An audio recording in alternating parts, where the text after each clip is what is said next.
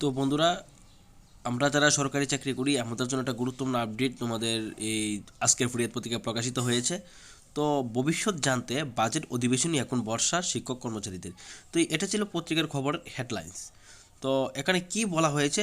তো তোমরা জানো ইতিমধ্যেই 21শে মার্চ থেকে আমাদের ত্রিপুরা রাজ্যের তোমাদের বাজেট অধিবেশন শুরু হবে। তো এই অধিবেশনে কিন্তু ডিএ নিয়ে কিন্তু একটা বড় ঘোষণা হতে পারে।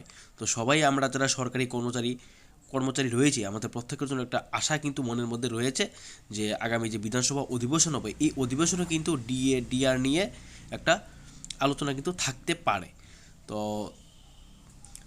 তো যেহেতু কেন্দ্রের মধ্যে তোমাদের সেন্ট্রালের মধ্যে তোমাদের অষ্টম পে কমিশন গঠনের কিন্তু একটা সিদ্ধান্ত হয়েছে।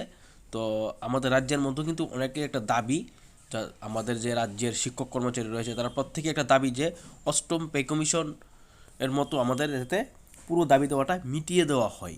তো এই জন্য আমরা প্রত্যেকে একটা মানে মনের মধ্যে আশার সঞ্চার।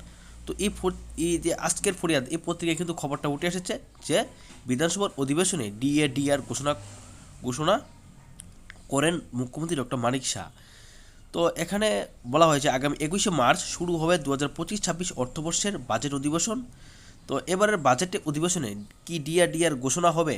তো এই নিয়ে কিন্তু সবার মনে একটা আশা। তো বকেয়া ডিআর 23%। এছাড়া ইতিমধ্যে ষোড়শ অর্থ কমিশনের চেয়ারম্যান সহ পূর্ণাঙ্গ টিম সফর করে গেছে। তো এবারের বাজেটে 15তম অর্থ কমিশনের শেষ বাজেট। তো 2016 সালে ষোড়শ অর্থ কমিশন লাগু হবে। তো পরবর্তী বাজেট করা হবে ষোড়শ অর্থ কমিশনের কথা মাথায় রেখে। এই দিক থেকে 15তম অর্থ কমিশনের সুপারিশ অনুযায়ী সমস্ত বকেয়া মিটিয়ে দেওয়া অন্যতম দাবি শিক্ষক কর্মচারীদের। তো তাছাড়া রাজ্যের শিক্ষক কর্মচারী সংগঠন নেতৃত্ব জানিয়েছেন। তো তো এখানে বকেয়া দাবি দেওয়া নিয়ে একটা মানে গুরুত্বপূর্ণ আপডেট। তো তোমরা জানো যে 21শে মার্চ থেকে আমাদের ত্রিপুরা রাজ্যের বিধানসভার অধিবেশন শুরু হবে। এই অধিবেশনে কিন্তু ডিআর নিয়ে একটা আলোচনা হবে। তো এবার বাজেটে কিন্তু তোমাদের কি থাকছে? 15তম অর্থ কমিশনের শেষ বাজেট এটা। তো 2016 সালে 16 সালে মানে 2026 সালে ষোড়শ অর্থ কমিশন লাগু হবে। 2026 সালে ষোড়শ অর্থ কমিশন লাগু হবে আর পরবর্তী বাজেট করা হবে কিন্তু এই ষোড়শ অর্থ কমিশনের কথা কিন্তু মাথায় রেখেই। তো 15তম যে অর্থ কমিশন ছিল সেই কমিশনের সুপারিশ অনুযায়ী সমস্ত বকেয়া মিটিয়ে দেওয়ার কিন্তু দাবি শিক্ষক কর্মচারীদের। তো এখানে এটাই বলা হয়েছে। তো দুইয়ের পাতায় কি লেখা আছে আমরা একটু জানবো। তো এখানে বলা হয়েছে সেই টাকা কমিটেড এক্সপেন্ডিচারে যুক্ত করেনি। বর্তমানে মুখ্যমন্ত্রী ডক্টর মানিক সাহার উদ্দেশ্যে শিক্ষক কর্মচারী সংগঠন নেতৃত্বের বক্তব্য, এখানে বকেয়া মিটিয়ে না দিলে পরবর্তী অর্থ কমিশন অর্থাৎ ষোড়শ অর্থ কমিশনে রাজ্যকে টাকা কম দেবে।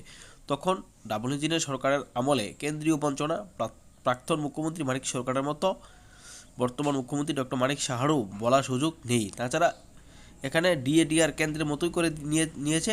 বর্তমান ত্রিপুরা মানে কয়েকটি রাজ্যে ডিআর কেন্দ্রের মতোই করে নিয়েছে। ব্যবধান ত্রিপুরার মধ্যে শুধু কম। তাছাড়া ডিআর ছাড়াও কেন্দ্রীয় সরকারের কর্মচারীদের ফিটমেন্ট ফ্যাক্টর সর্বোচ্চ 2.272, কিন্তু ত্রিপুরার ক্ষেত্রে সর্বোচ্চ 2.57। আর এখানে বলা হয়েছে কেন্দ্রীয় সপ্তম কমিশন হুবহু লাগু হয়ে গেছে বলে যেসব বক্তারা চিৎকার করেছিল এখনও বলছেন চলতি বছরের 31 অক্টোবরের মধ্যে সব বকেয়া মিটিয়ে দিতে হবে, অন্যথায় পরবর্তী অর্থ কমিশন অর্থাৎ ষোড়শ অর্থ কমিশন সেই টাকা কমিটেড করবে না। আর্থিকভাবে শিকার হতে হবে রাজ্যের শিক্ষক কর্মচারীরা। আবার অনিয়মিত কর্মচারীদের নিয়মিতকরণের নানা সিদ্ধান্ত না নেওয়া হলে পরবর্তী অর্থ কমিশন সেই টাকা কমিটেড করবে না। সব মিলিয়ে প্রকারান্তরে রাজ্যেরও আর্থিক ক্ষতি। সেদিক থেকে এবারে বাজেট অধিবেশন কী হতে চলছে তা সময়ই বলে দেবে। তো এখানে কিন্তু মানে স্পষ্টভাবে এই পত্রে কিন্তু বলা হয়েছে যে রাজ্যে কিন্তু মানে ইতিমধ্যে কিন্তু যে অধিবেশন হবে সেই অধিবেশনে কিন্তু নিয়মিত অনিয়মিত কর্মচারী তা নিয়ে একটা সিদ্ধান্ত হতে পারে। সবাই একটা ধারণা করছি যে যারা অনিয়মিত কর্মচারী রয়েছে প্রত্যেকেরই একটা মানে একটা আশা নিয়মিত যাতে করা হয়, ডিআর যাতে দেওয়া হয়, তারপর ফ্যাক্টরও যাতে বাড়ানো হয়। আর যেহেতু ষোড়শ অর্থ কমিশন লাগু হচ্ছে কেন্দ্রে, তো সেই মাথা রেখে কিন্তু এবার একটা বড় আশার সঞ্চার প্রত্যেক সরকারি কর্মচারীর মনে। তো সবারই আশা যে 21শে মার্চ থেকে রাজ্যের বাজেট অধিবেশন সেই অধিবেশনের দিকে সবারই একটা চোখ আকাঙ্ক্ষা। তো কি হবে সেই বাজেটে সবাই আমরা একটা মানে হতাশার মধ্যে দিয়ে আছি যে কী হবে। সবার একটা আশা সঞ্চার যে আমরা যারা সরকারি কর্মচারী রয়েছি, যারা অনিয়মিত কর্মচারী রয়েছি, আর শুধু অনিয়মিত সরকারি কর্মচারী না, প্রত্যেক যারা বেকার রয়েছে প্রত্যেকের জন্য কী ঘোষণা হতে পারে, তো কী কী পদে নিয়োগ করা হবে, কী কী হবে, সমস্ত কিছু এই বাজেটে কিন্তু আলোচনা হবে। ডিএ ডিআর আর কত শতাংশ ডিএ ডিআর দেওয়া হবে, যারা ফিক্সড পে তাদের পি রেগুলার করা হবে, তারপর সমস্ত কিছু কিন্তু এই অধিবেশন কিন্তু আলোচনা করা হতে পারে। এ নিয়ে সবারই একটা আশা। তো দেখা যাক কী হয়। সবারই চোখ 21শে মার্চ থেকে তোমাদের যে অধিবেশন, সেই অধিবেশনের দিকে সবারই একটা চোখ। তো এই খবরটা কিন্তু প্রকাশিত হয়েছে তোমাদের আজকের ফরিয়াদ পত্রিকায়।